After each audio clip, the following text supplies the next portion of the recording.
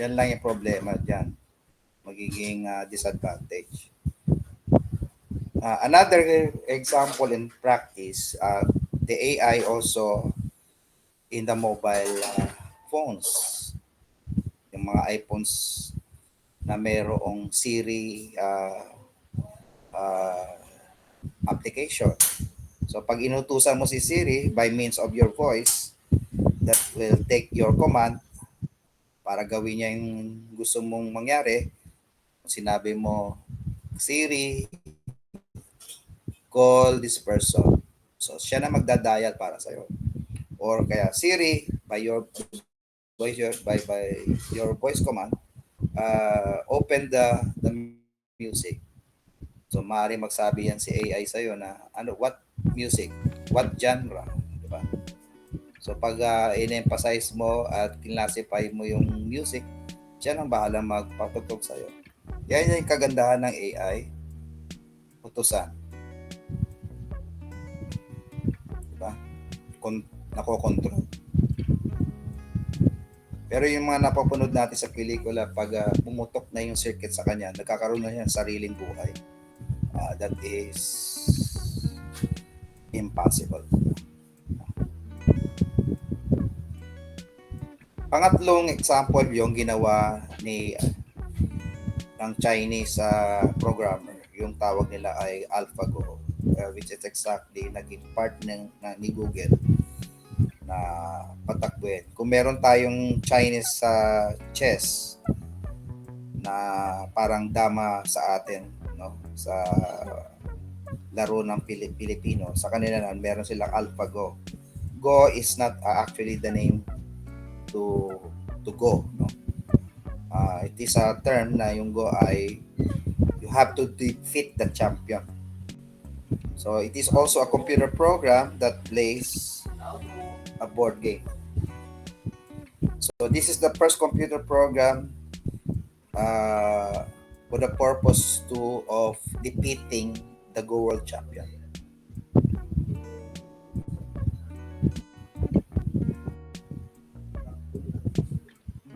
Baka sa kabila yan, baka kailag atinin pa yan. Dito lang naka-address. Sorry guys, meron kausap. Anyway, let us move forward. Another AI that is put into practice ay yung tinatawag na Amazon Echo. Have you heard this one? Yung Alexa na pini-install sa bahay, pagpasok mo na ba, iutosan mo si Alexa, Alexa, dim the lights. So yung application na gamit doon ay Amazon Echo. Alexa, turn the TV on. Okay? In other words, kung meron tayong mobile AI, na si Siri, meron man tayong home AI. A home-controlled AI-based device that responds to humans according to what they are saying. Yan yung gamit ni Amazon Echo. Ewan ko kung binago na yung pangalan niya. Okay. Another example in the practice today ay yung AI chess, no? I remember once nung na first launch ito, yung AI, kalaban nila yung champion ng Russia at yung champion ng Pinoy. It is an AI bot playing chess. So dinidefeat niya yung mga world champion natin. Okay. Hindi siya actual na robot na nakokonfront. It is a board, a dashboard na sasabihin mo lang yung movement ng pawns, ng kings, ng king, pati ng horse, pati ng castle mo o ng tower mo. Yan siya. At siya na rin mismo naglalagay ng time just in case you answer, you put the right position ng phone mo. Then the one example is the bot. the concierge robot from the IBM Watson. So pinangalanan din nila ito na IBM Watson, si Watson. So ang basically ang ginagawa niya is uh, nagko-compose siya ng music, nagpe-play din siya ng chess at the same and even yung pagluluto ng pagkain kaya rin niya gawin. Nag-iisa lang yan si concierge robot, yung si Watson. At I don't think gumagana pa siya. Hindi ko alam kung gumagana pa to. Pero ito yung in-introduce ni IBM to pasas to give impressions na magagawa na maka clone no ng activity in terms of moving object. Okay.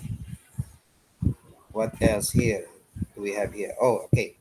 So we have three different types of artificial intelligence.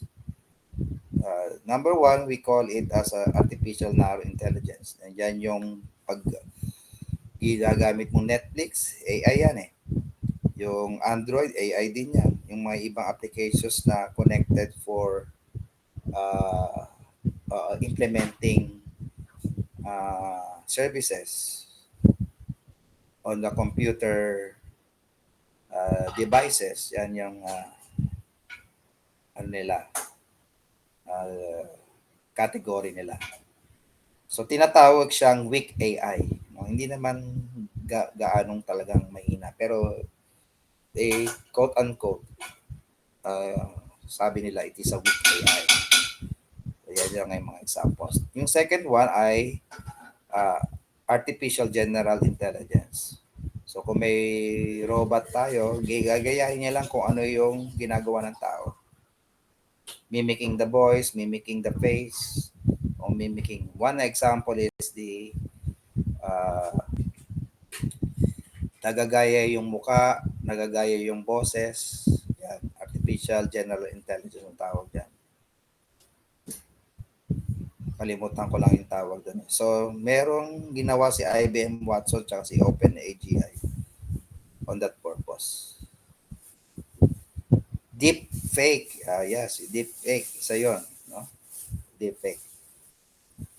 One example of artificial general intelligence. And the last one type is artificial superintelligence. So, ang purpose man nito ay to parang maging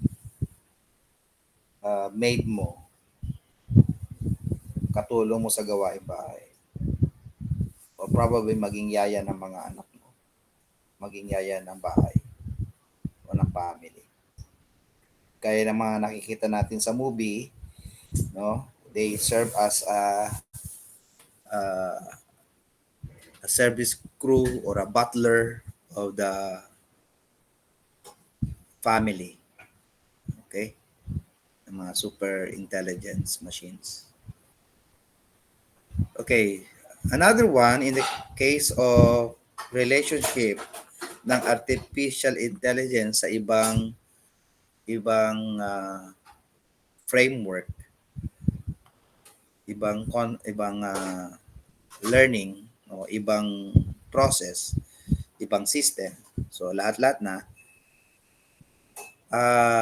may pinanggalingan. So AI in relationship with the ML, ano ba to?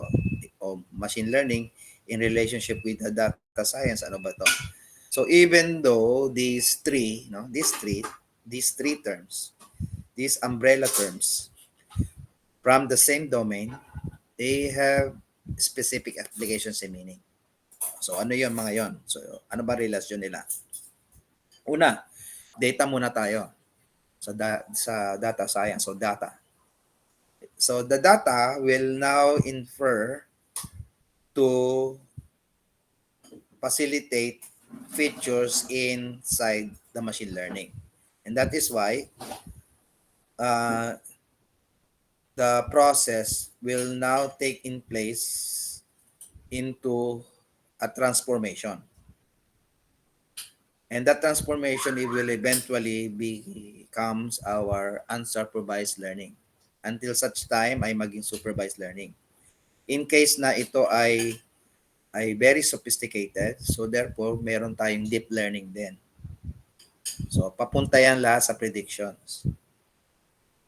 So under the management ng uh, o works, no, na ginagampanan, o the role of machine learning. And once it takes over, those supervised learning will now be taking place into analysis. Kaya ngayon, balik na naman siya doon sa data science, which are placing all the insights na na-cultivate doon sa loob ng deep learning, no? So pag na-establish na lahat 'yang predictions, and both predictions and insights will now be transmitted to a decision, whether it comes out from the human or automated, until finally it will be an action. So yun na ngayon ang nakikita nating revealing factor for the artificial intelligence because of these several areas na nag-flow papunta kay artificial intelligence. The data or the data, the features, the predictions and insights. So much so. Okay? The relationship between the artificial intelligence and machine learning is this. In artificial intelligence, by the human mind, in a case of this particular task, engineering of making intelligent machines and programs are being emulated until finally ma-reach out niya rito sa machine learning. To give the chance na, may insights tayo. Ano bang pwede nating i-predict yan? So, balik tayo doon. So, both of them allows machines to gain intelligence. Thereby, tinawag natin siyang artificial intelligence.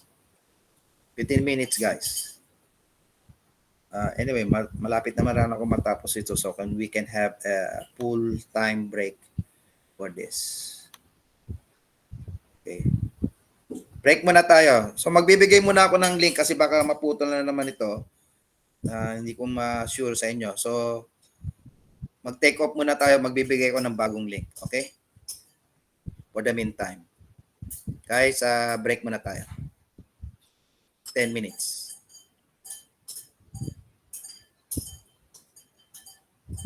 Okay. Kukuha lang ako ng bagong link.